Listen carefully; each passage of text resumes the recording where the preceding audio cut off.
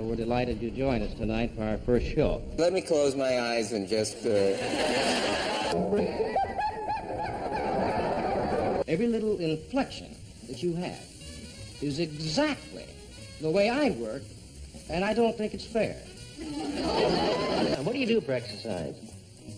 I stumble, and then I fall into a coma. We're not on television. We're just sitting here chatting. May I have silence, please? Yes. You've had it many times before. This program was made possible by contributions to your PBS station from viewers like you. Thank you.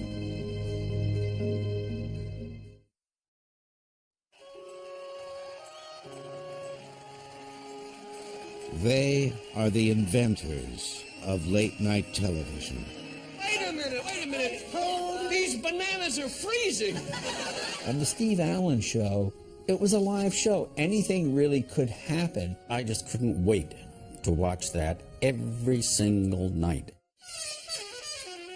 They could create laughter from any situation.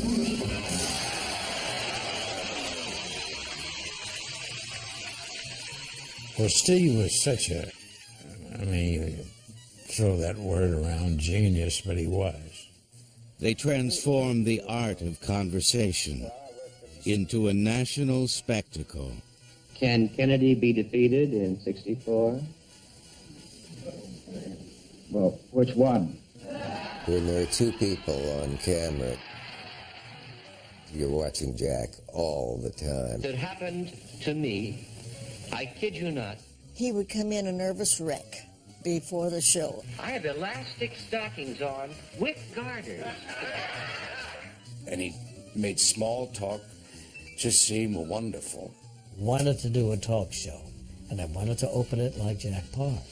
They had the power to create stars overnight. Never played with me. We let you play games with us. Every time we played spin the bottle. How's the bottle? If you were good, you were a hit. And after the first Jack Paar show, I couldn't walk around New York. Thank you very much, ladies and gentlemen, and we're delighted you joined us tonight for our first show. They became a part of the family. He was always that nice guy from Nebraska. Yeah, good to see you. He was a very, very uplifting kind of person to be around. He was always up. He never wanted to be the fanciest, the flashiest.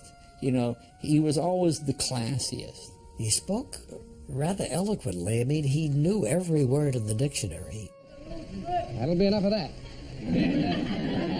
They took a simple idea and turned it into a national phenomenon. They don't call him the king for nothing. Even as a child, you know who the king is. We've got something that's going to be really, really exciting. Together, they opened a new frontier on the television landscape and gave us a reason to stay up late. They are the pioneers of television.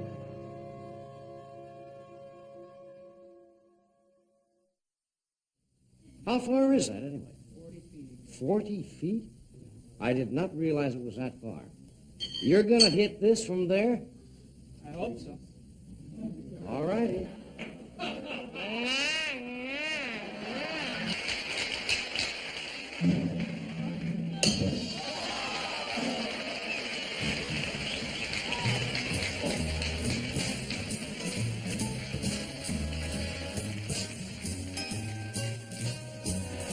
For 30 years, Johnny Carson was America's boy next door. His ratings remain the highest in the history of late-night television.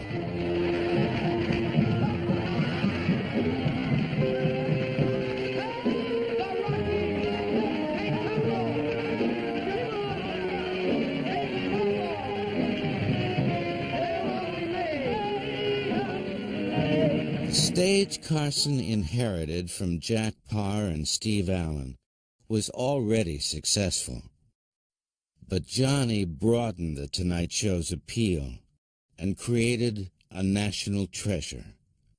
Things people don't realize, as well as Jack Paar did in the ratings, when Johnny Carson came on, I don't know if they doubled, but it was pretty close to it.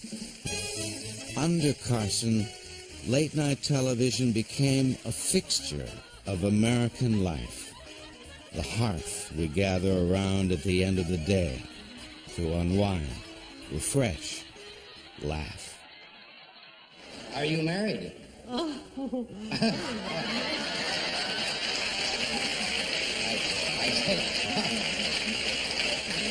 I'll put that down as a no. On Carson's watch, late-night television reached its prime.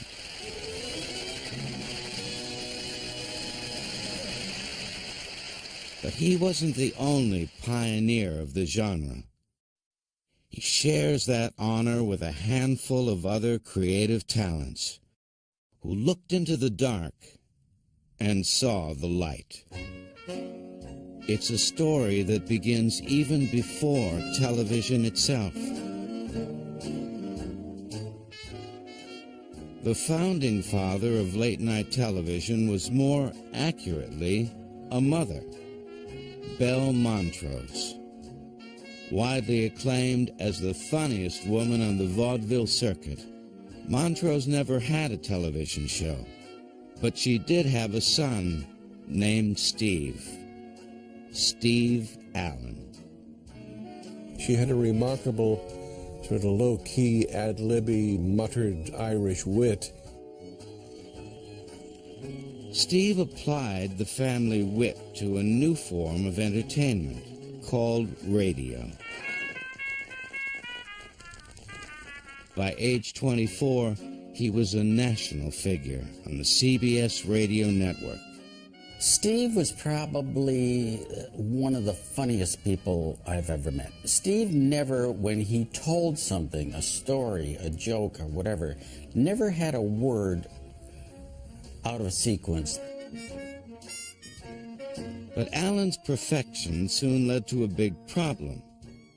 He exhausted all his tightly crafted material, and he couldn't write new bits fast enough for a daily radio show. He was desperate for fresh comedy.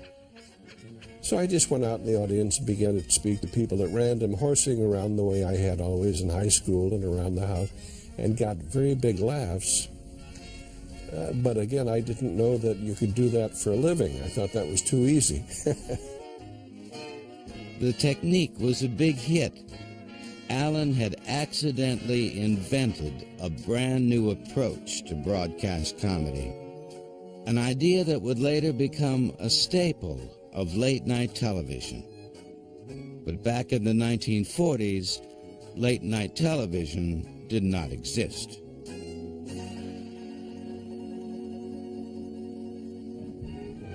As in radio, many television programs will come from the specially equipped studios such as this one in Radio City. Television broadcasting had a painful infancy. In the 1940s, TV sets were expensive, and the programs were primitive. Sorry, girls. We'll stay here for a minute. Speak to me, you. Could you rhyme, Dennis, the word Vincenza? Can you rhyme the word Vincenza? Yeah, with credenza. It's a form of furniture. You're the lucky mother! When television first appeared, I thought it was a gimmick like 3D movies, you know, that might just disappear. I didn't take it seriously. I have a nice letter from East Elmhurst. By 1948, there were a few successes, but overall the new medium was struggling. It needed a visionary. And the savior arrived just in time, in the form of a new president at NBC, Pat Weaver, the most creative television executive of the era. My father always felt the audience was very intelligent, because I think he thought that television was really like at its best, it would be like your own personal rocket ship to anywhere in the world and to any kind of knowledge and information. And I think that he wanted to enlist people in that. By 1950, Pat Weaver believed America wanted a few light moments before going to bed. Anyone who could make you laugh, that was just a gift. And it was something that my father really thought people needed. Mr. Lester. Yes? I'm sorry I came empty-handed. Weaver's first late-night creation was a vaudeville-style comedy show called Broadway Open House. And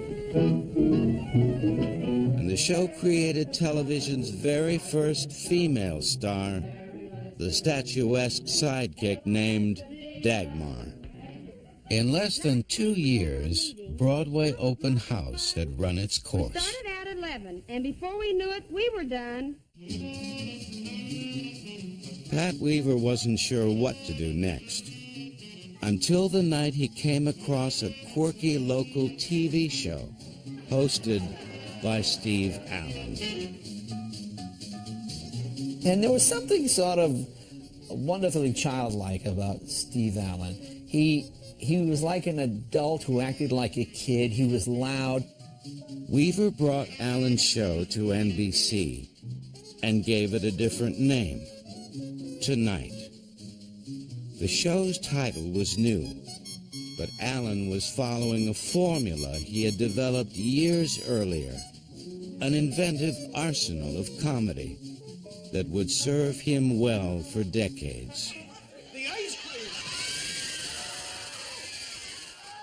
cream! He becomes totally buried in it, and that was the Steve Allen Sunday. I mean, I looked at it and my jaw dropped and I didn't know what to think. But boy, when I watched it on television and that camera went in on him, it was hysterical. He knew what he was doing. Nobody save me!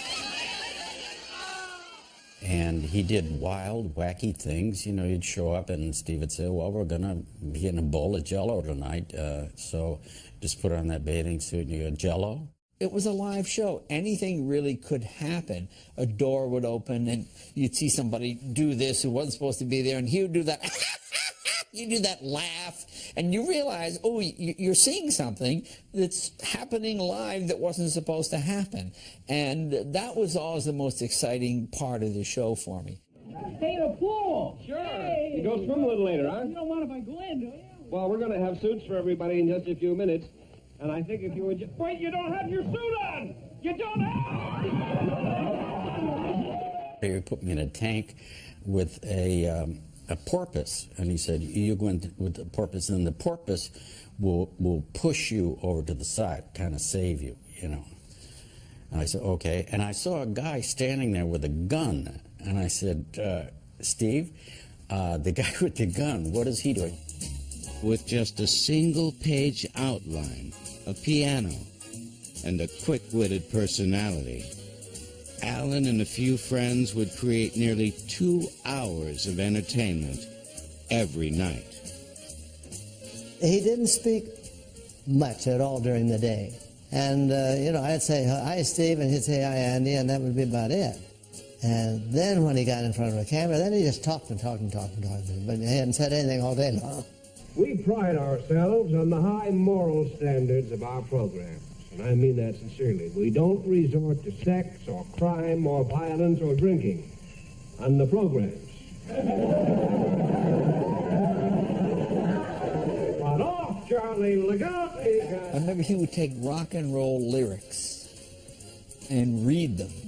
I remember he reading Bebop-a-Loopa, She's My Baby. It was the Gene Vincent song. I think it was Gene Vincent. Bebop-a-Loopa, I don't mean maybe. And then he would look at the camera, and of course it was completely out of context, but those were the actual lyrics of the song. Steve Allen wasn't just creating a show. He was inventing an entire genre. Nearly all his ideas have since been assimilated into the DNA of late-night television. For example, one night, short on material, Allen started reading actual letters to the editor from daily newspapers. All right, first one from Manhattan. It says, I would like to know where Zach Mosley, who writes Smilin' Jack, gets the idea that people can talk while kissing. That's kind of where headlines comes from Steve Allen reading letters out of the Daily News, and Mr. So-and-so says, by golly, and he would read the actual letter, and they were very funny. In addition to the goofiness, Allen also knew how to play the straight man, to a cast of players who all became famous in their own right. This is Dave Winkley in Chicago, Illinois, with a diamond expert conducting a diamond inventory.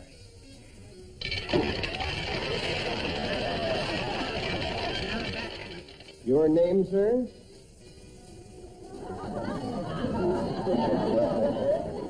Sir, I can't understand how a man can forget his own name. It isn't easy. My name is L.L. Morrison, and I'm a television director. Retired. Temporarily. Mr. L.L. Morrison, tell me, what does the L.L. stand for? Lots of luck. That's the trouble with the children of today. Too many parents out walking on bridges when they should be home applying a little discipline. Well, tell us, Mr. So-and-so. You know, he would do whatever it was and play the straight man and then crack up halfway through the bid. That always made me laugh. I'm sorry, sir, but isn't there some kind of a... It was like matriculating in a graduate school for comedy. Welcome to the wonderful world of violence.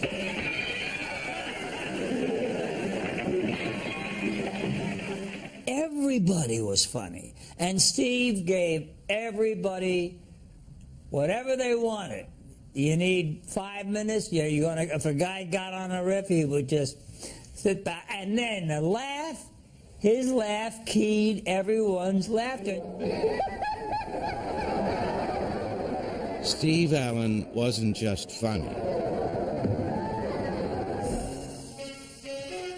He was also extremely intelligent, deeply concerned about social issues, and the author of more than a dozen books.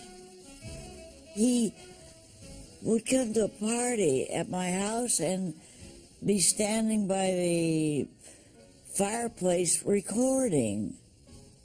He was always writing. Hey, Steve. How you doing? Things are jumping here tonight. Long before anyone else, Steve Allen's Tonight Show offered a regular platform for African-American performers. Allen didn't see himself as a crusader. Rather, he just wanted to showcase talent, regardless of color. Allen was an especially big fan of jazz. His list of guests reads like a who's who of jazz greats. Lionel Hampton, Cab Calloway, Count Basie,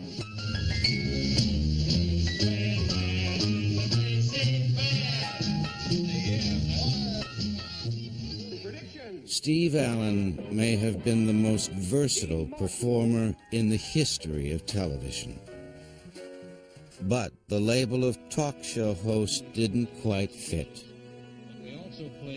It's true Allen had guests, but conversation wasn't his goal. That refinement would be left to another pioneer, Allen's successor on Tonight.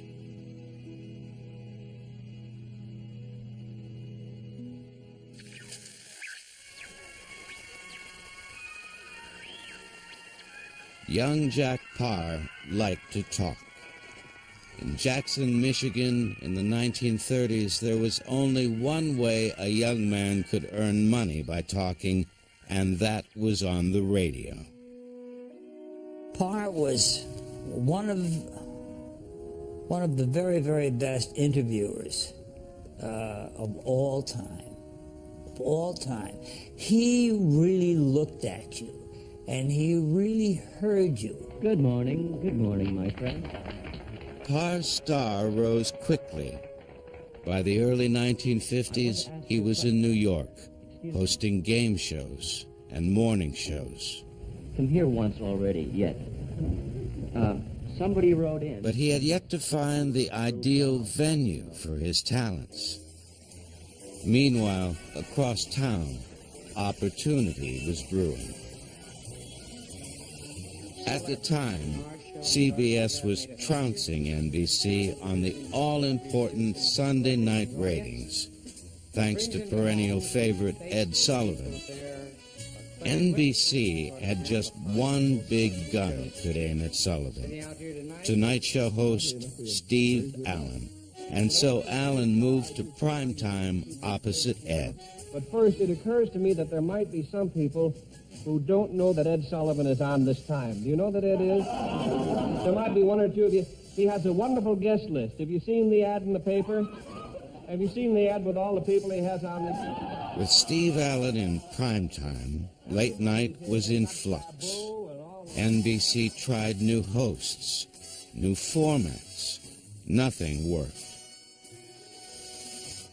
Finally, in July of 1957, the network would give it one more try, handing the reins to Jack Paar. This newcomer was nothing like Steve Allen. In fact, he wasn't like anyone else on any show. When critics say, well, Paar doesn't do anything, he doesn't sing, he doesn't dance, what does he do? I think that they're being a little unkind. You could mention, if you were fair, that I'm always on time. Paar knew his strength was conversation, boundary-pushing conversation. So there were no wacky stunts or goofy characters on Parr's Tonight Show. Instead, people talked. It was emotional, controversial, and always spontaneous. What do you do for exercise? I stumble and then I fall into a coma. And now, here's Jack. Doing that program was kind of like riding a bronco, you know, as opposed to riding a nag, because you never knew what was going to happen, and it did every night. You know, that was exciting television. The suspense each day, what's he like today, all of which went into making Jack the most interesting personality the screen has ever seen. May I just ask some personal questions about... Unlike most later talk shows, Parr's guests were not pre-interviewed. Instead, the conversations flowed with Parr's momentary whims. Fun for the audience, but a challenge for the guests. With Jack, and all of a sudden you would say something in conversation and he would pick up on it and take a turn either way over this way or way over that way, and you had to follow along. You had to go wherever he went. If you veer away from the expected answer and create something else, then you've watched the guest spark to it. And he feels better and looks better and is a better host for it. So I think the guest has got to keep the host interested. Well, you decide to do this? This is something new. Well, I've been in the forest, and you've been on Third Avenue, is where you've been,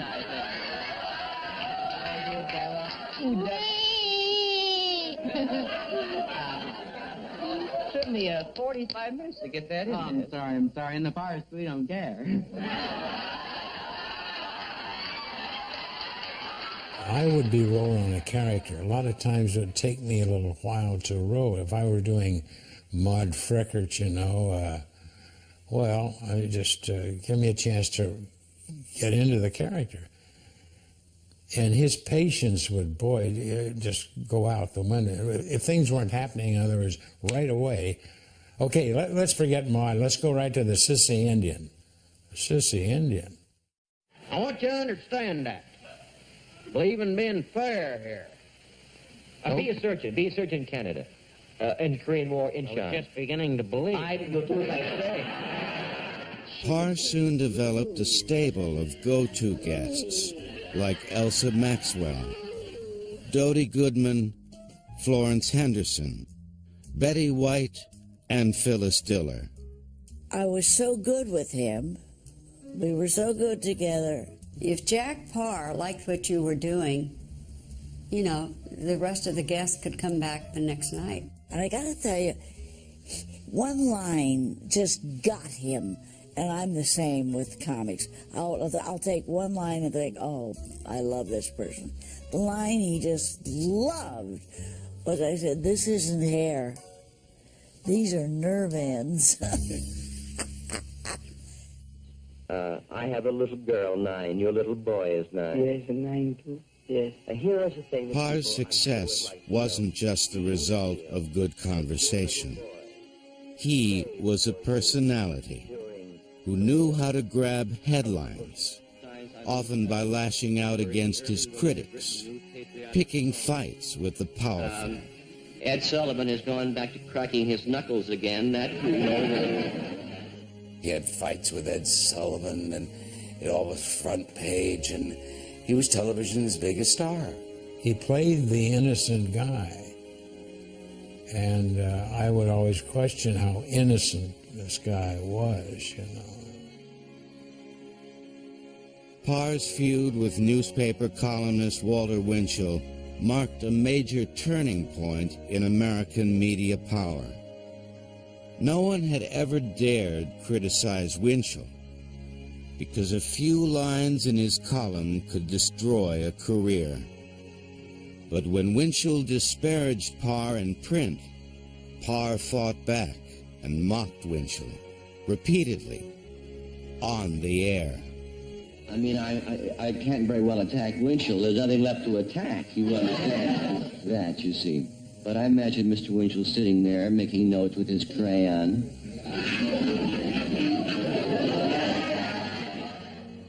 Parr's criticisms effectively ended Winchell's career. The tables had turned. Now, TV had the power. He was very, very smart, but he was very emotional. And I think what you saw was pretty much Jack. Parr's most famous outburst came in 1960, when NBC censored one of his jokes. The next day, Parr turned the slight into a national story. I came to work and the halls were filled with lawyers and reporters and everything. And I went and I found Jack had been, he was dressed right and he had makeup and everything. And he said, I'm leaving the show. And I said, I hope not, Jack. And he said, yes, he said, I've had it and I'm going to depart. And I said, don't let them drive you off of your own show. You're at the peak now. And he said, no, he couldn't be talked out of it. There must be a better way of making a living than this. I thought, maybe there's a punchline. He's going to come back in through the curtains and do, and he didn't. As Parr disappeared overseas, the press obsessed over every detail, every rumor. Would he return? Weeks passed. We had a little get-together, and he said, you know, pal, I don't know whether I should have come back. what is your advice? Don't be a crybaby, because you're making a lot of money, see. So the guy out north at Topeka who's making, fast $7,500 a year, and he has to sell his equipment to cut back and stuff. Don't be a crybaby. Just go out there and just have a good time.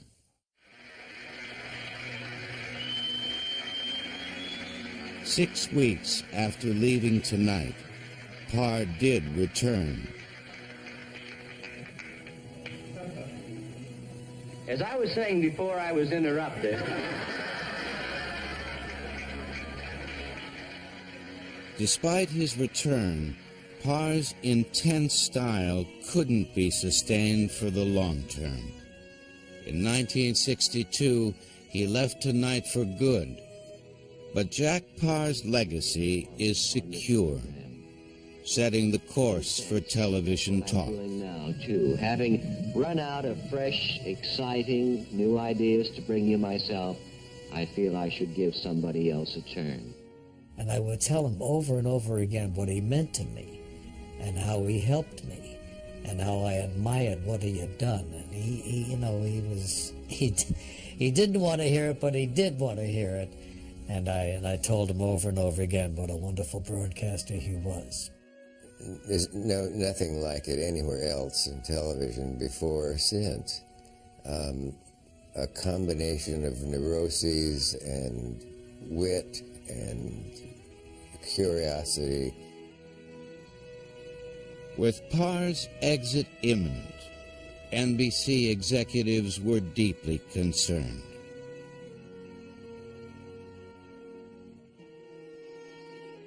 There was no Jack Parr clone in waiting, but the choice they finally made would forever change the landscape of late-night television.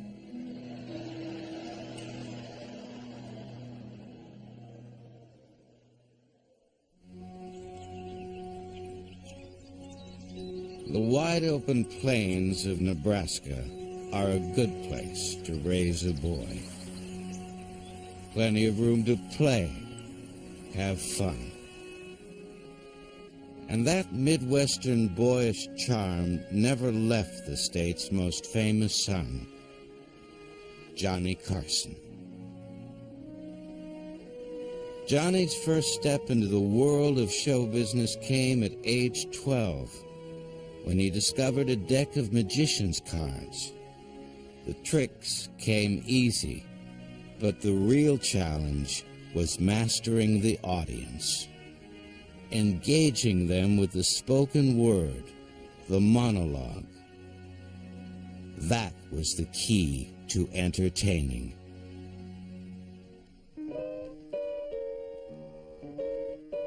At the University of Nebraska, Carson wrote his thesis on comedy, dissecting the structure of Jack Benny's famous routines. Years later, he'd get the chance to explain it all to Benny in person. Well, there is one more thing. Well, then tell me. Don't keep anything away from your idol. Well, as long as I'm being constructive, Jack, this I have to tell you. Mm-hmm. Now, you may not realize this, but every move you make, your delivery, every little inflection that you have is exactly the way I work, and I don't think it's fair.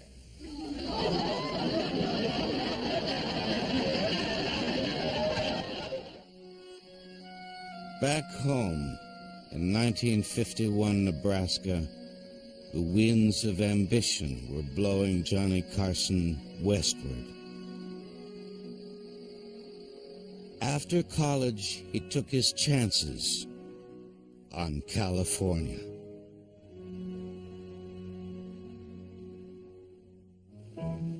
Within a year, Johnny landed a low-budget local TV show, produced in a basement studio. Carson Center!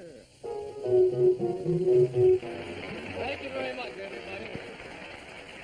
The inventive half hour didn't get high ratings, but showbiz insiders loved the show. And tonight we've got a variety of things on the cellar. Did you see the game yesterday? Television, the USC, UCLA? Back in those days, you know how teenage boys have long wrists and their bones haven't quite settled? That's how young he was. CBS saw Carson's potential and gave him a national primetime variety show. The new styles are coming out. There's nylon, Orlon, and Dacron. And a fellow tried to sell me a suit the other day. Was made of 100% saran wrap. Well, don't laugh. You can keep sandwiches right in the pockets. And tonight, Mel is going to try to set a new world's record. But before he tries for that record, I'd like briefly to interview him. Mel, good to see you. What do you think your chances are going to be to break that record, Mel? Oh, pretty good, Johnny. Well, we wish you the best of luck, Mel. Bobo. One of Johnny's first sidekicks was a newcomer named Barbara Eden. He was wonderful with comedy sketches, and that's what I did with him, were the sketches. And I could be silly, and he could laugh at what I was doing, and, you know, it worked very well. I have other plans. Ready, baby? 29. But the ratings sagged. Carson would later reflect that primetime required too much structure and preparation. It didn't play to his freewheeling strengths. His career drifted for more than a year. Then, with no other options, he went to New York and took a job hosting a daytime game show. It was a come-down, but it was work. And Ed, who's first to lead off? For the first time, Carson had a chance to do interviews and ad-lib with guests. Things are picking up around here on the show. He was good at it. And Who Do You Trust became a hit. Johnny Carson had found his niche. You're pretty busy. Do you have any time for hobbies or anything? Just a butcher. A butcher? And he had this interview. And that's where all the comedy of Johnny Carson came out. Now, you're a real butcher, you know. Carson's star was rising again. NBC asked Johnny to replace the exiting Parr. But Carson turned down NBC's offer. And maybe he felt there was just too much work involved, too much strain, too difficult to do the nighttime thing. When Carson declined NBC's offer to host The Tonight Show, NBC went to Plan B. They asked Bob Newhart, Jackie Gleason, Joey Bishop. All said no. So, on a rainy March day in New York, NBC invited Carson to Rockefeller Center and gave him one last chance.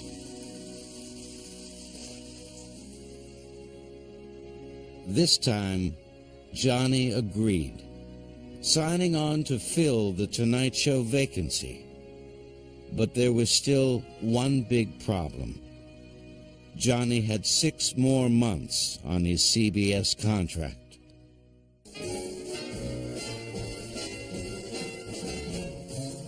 NBC's stopgap solution was to fill the void with guest hosts, making the summer of 1962 one of the more unusual in late-night history.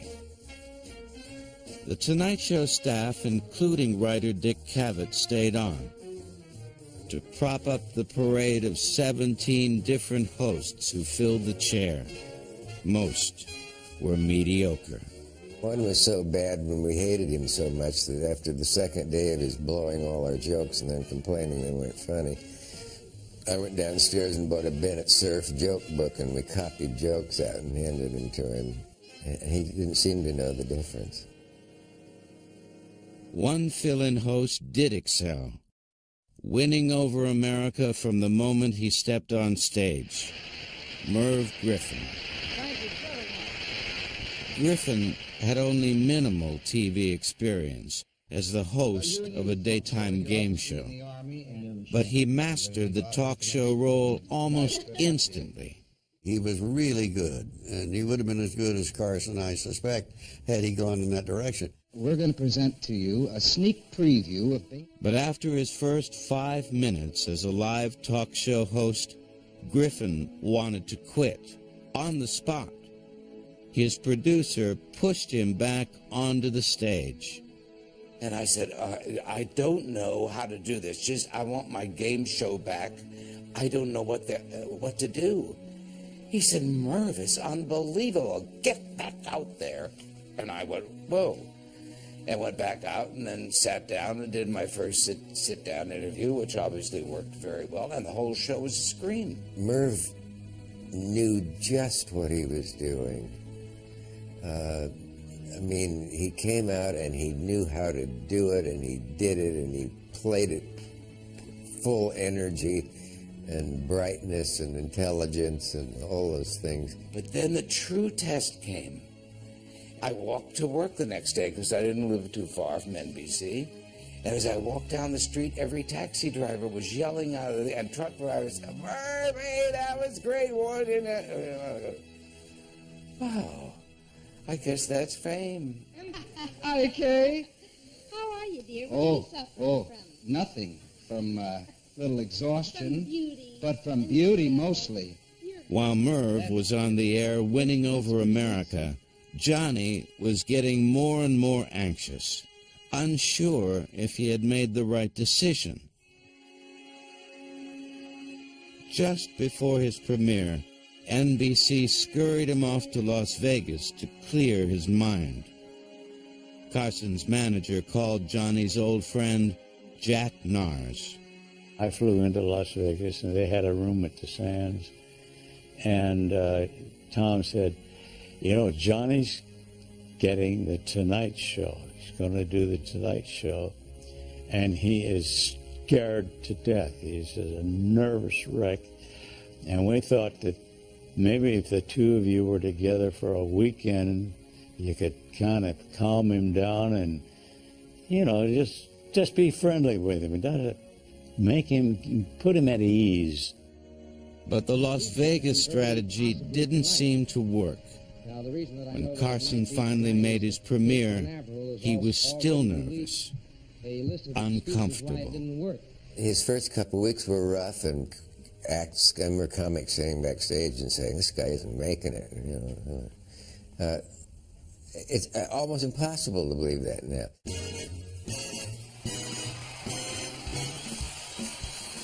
The problem was resolved within a few months, as Carson gradually caught his stride and settled into the job he was born for.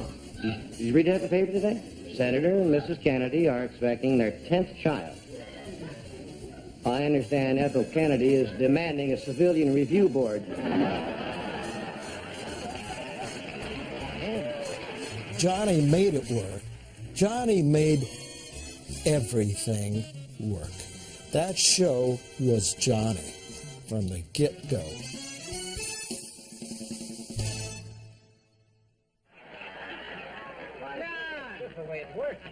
Early on, Carson believed that the best way to survive on Tonight was to make the show seem relaxed and unrehearsed, to not overly exert himself. That meant putting the focus on the guests whenever possible. Help them out. Let them shine. How long do you have to wear that brace? It's not very long. Johnny knew how to jump in when a guest was bad, or when a guest was quiet or wasn't doing well. And when a guest was doing really well, Johnny knew how to just lay back. He would sort of guide you, you know, in the direction that he thought would work best for you. That's the one thing that I always appreciated about him. You know, he what he really wanted you to be on his show, he wanted you to be good. And he loved being the straight guy. He loved being the straight guy. That's what made it so much fun.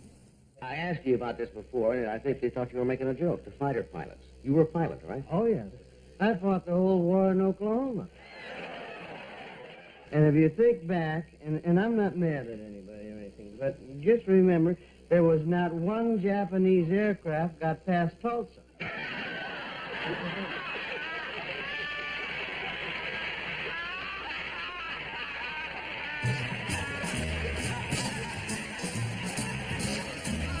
Carson's Tonight Show soon became America's favorite party. And anyone Johnny invited could become a hit overnight. His star-making power was unprecedented. Over and over, Carson offered young talent a shot on his stage. After 7 minutes, they were famous. In from the front of the coach comes this guy. The guys, he's had a few.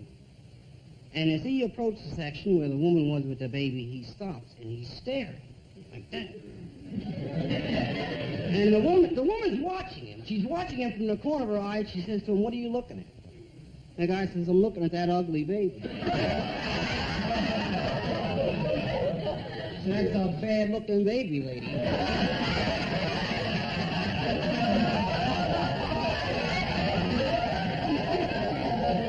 I bet you save a lot of money with that baby.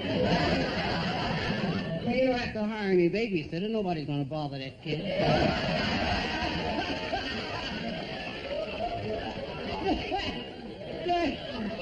There was a time when Johnny would put on a comic and it would change his career. It would break him. If he was on the Tonight Show, his life was See, the radar tonight is picking up a line of thunder showers which extends from a point 9 miles south-southeast of Chester, Pennsylvania, along a line and 6 miles either side of a line to a point 8 miles north-northeast of Secaucus, New Jersey. However, the radar is also picking up a squadron of Russian ICBMs. So I wouldn't sweat the thunder showers.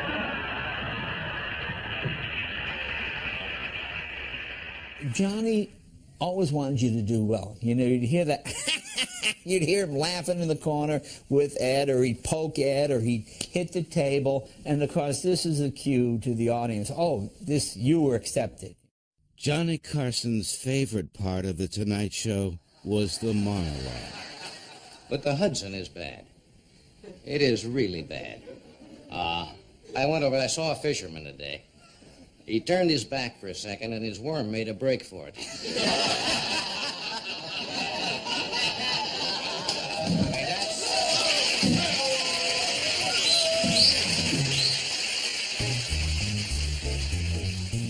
Carson didn't invent the talk show monologue. That honor goes to Jack Paar. But Carson made it his own, thanks to an inborn grasp of American values. He understood what folks back home would laugh at, and he knew what boundaries not to cross. But the Rains have triggered a whole new wave of ads, which are rather interesting. Saw one today, it says, "Girl with wet rumpus room."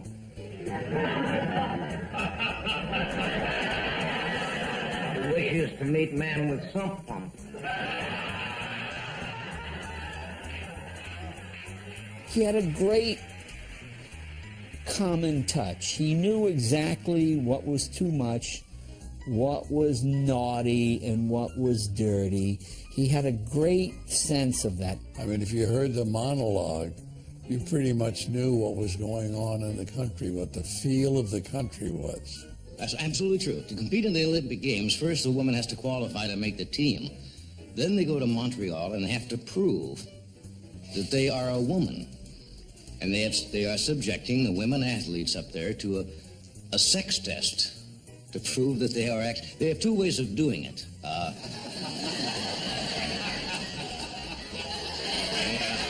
No, let me point them out. You may have yours, I got mine. They can either take the physical examination by a doctor, or they can go on a date with one of our congressmen.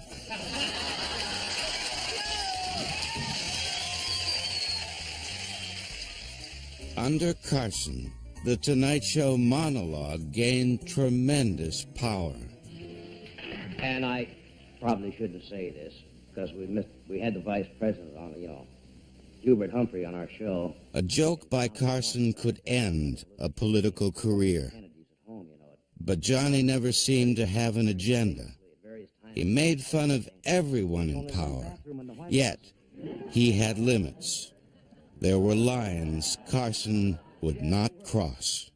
When Richard Nixon was apparently stumbling around the White House with a drink in his hand, just falling apart, he said, Ed, no more Nixon jokes. He's a sick man, and we just can't do that. Like Steve Allen, Johnny developed a series of sketch characters and regular bits. Floyd Turbo, Art Fern, and Karnak. Karnak is attempting to divine an answer while you're sitting here, giggling. May I have silence, please? Yes. You've had it many times before.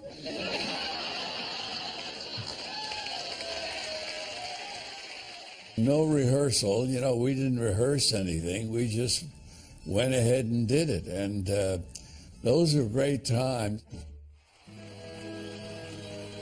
By the late 1960s, Johnny Carson had become a national phenomenon, the most popular person on television, and the best paid. But offstage, Carson was something of a mystery, a shy man who tried to stay out of the limelight. Johnny was a very shy guy. He was a very private person. He had absolutely no use for small talk. At a party, he would be in a corner talking to Ed McMahon, if he went at all. I felt sorry for Johnny in that he was so socially uncomfortable. I've hardly ever met anybody who had as hard a time as he did. But shyness should never be confused with weakness. Carson knew exactly what he wanted from each person on the show.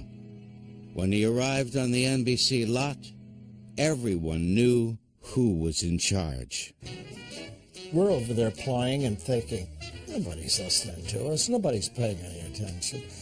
And then I get a little note from Freddie DeCordova that says, Johnny said, don't ever play that song again as long as you live. If you didn't hear anything from Johnny Carson, you were doing a great job. That meant that you were doing it just the way he wanted it. Because if he didn't like it, he certainly expressed his dislike and changed things. And he majored in logic in college. So he could really handle himself in a verbal confrontation. In fact, he would tell you, okay, you want to argue about it? You pick the side you want. And he'd take the other side and just demolish you.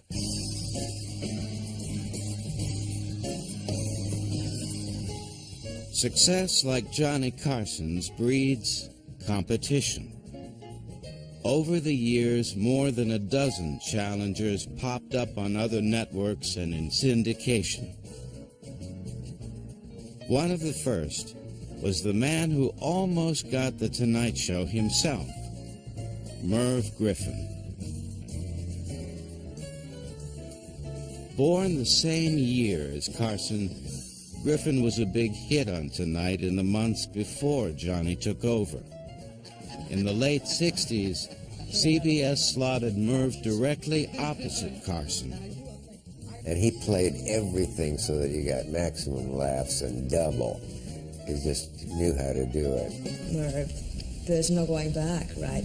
Oh, Jane, don't say that. Griffin handled celebrity interviews with skill. An But he differentiated himself by also booking controversial anti-war figures and building theme shows around taboo subjects, an idea regularly ridiculed by Carson. And so Johnny used to go on in his monologue, and he'd say, "Hey, everybody, be sure you tune in Merv right opposite me tonight.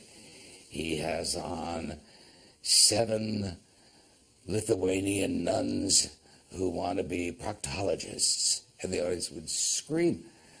But little did he know that, people came over and the ratings would jump. And the guard on the outside of the cells were walking by watching him all day. ABC mounted its own challenge to Carson in 1967 by installing comedian Joey Bishop and his sidekick, Regis Philbin. Joey Bishop was a terrific comedian, a great counterpuncher. In other words, whatever you threw up to him, he could make a joke out of that. He was very, very good at that. A counterpuncher needs a setup man, and so Bishop would coax Philbin out onto the stage during the monologue. Soon, the opening minutes became a 2-man show. He would bring me out to tell him what was going to happen on the show. But eventually it became more than that. It became, I knew what he wanted. He wanted to be fed the straight line because of his counterpunching. The unique monologue wasn't Joey Bishop's only innovation. His show was shot in Los Angeles, which meant a steady stream of Hollywood guests. It turned out to be quite a good show, but it never did get the rating that ABC wanted, Johnny was tough competition. After a few years, ABC abandoned Joey Bishop and replaced him with a very different challenger, Dick Cavett. If you don't laugh, stay tuned anyway. It might help our rating.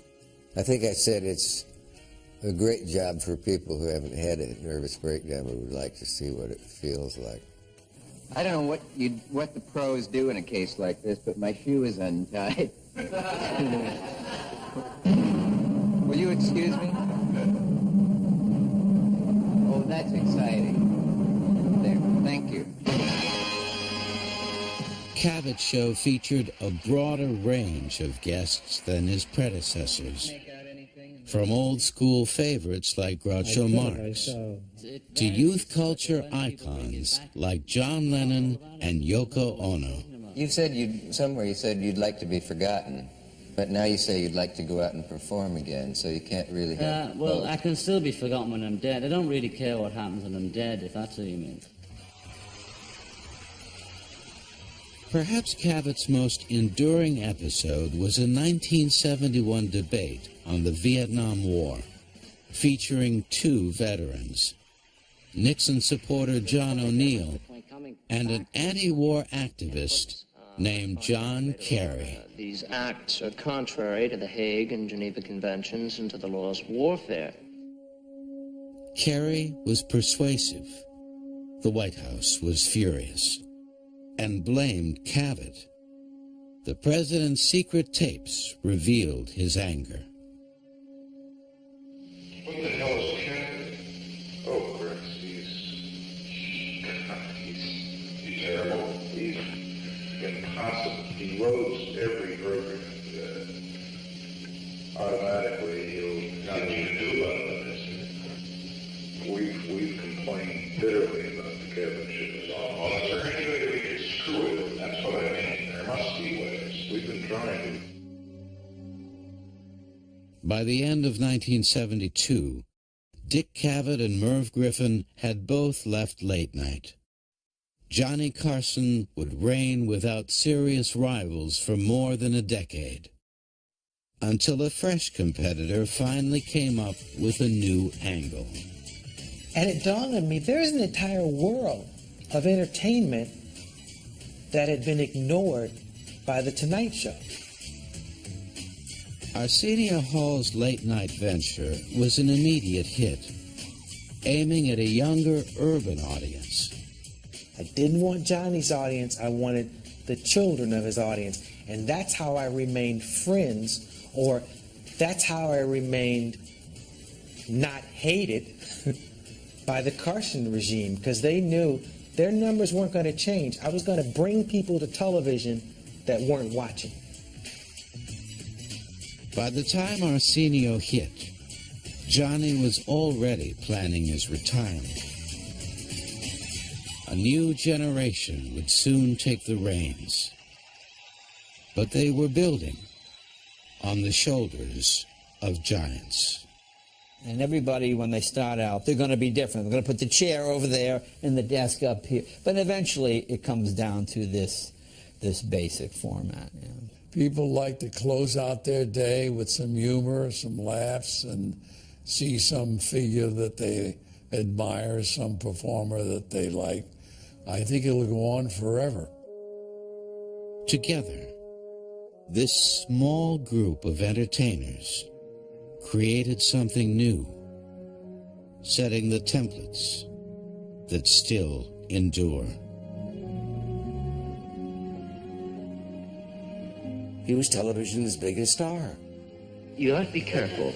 They dry your sinuses, and, you know, and your, what are these things, sinuses? And, not adenoids, what are these? Fingers. Fingers, yes.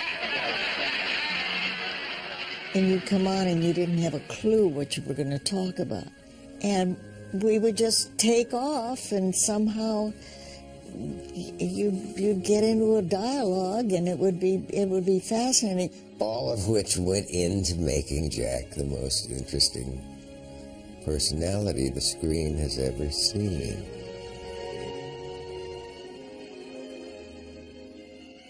He would come up with all these crazy, wild things. I think he was brilliant. All right, here we go. Now. He laughed till spittle came out of his mouth. I mean, he loved that kind of stuff. He would do whatever it was and play the straight man and then crack up halfway through the bit. That always made me laugh.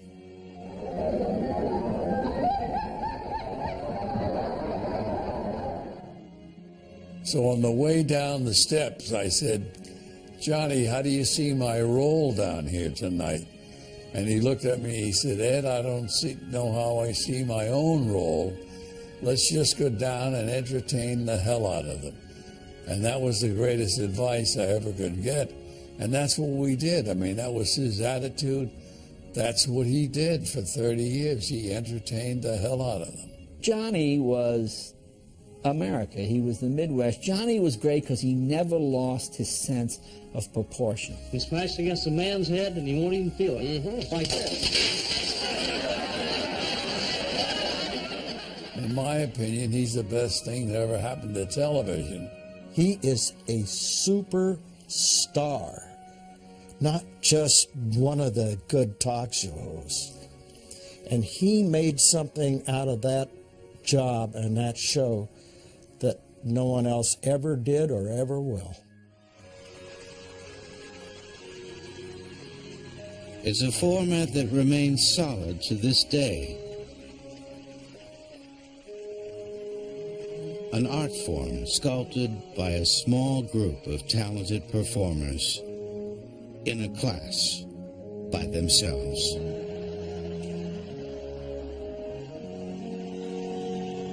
They are the pioneers of television.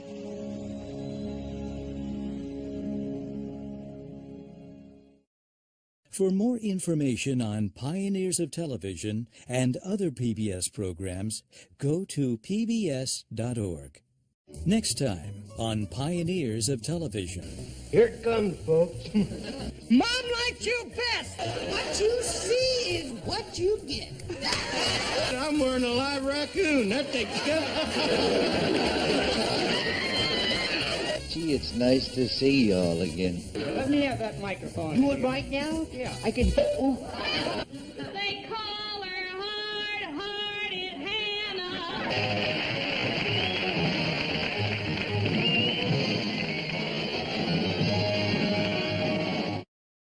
When our show comes to an end, the show is over, we have it timed out to a science, I simply say good night, and that's it. So thank you very much for being with us, and good night. Good night. Good night. Night. Good night. Good night. Good night. This program was made possible by contributions to your PBS station from viewers like you. Thank you.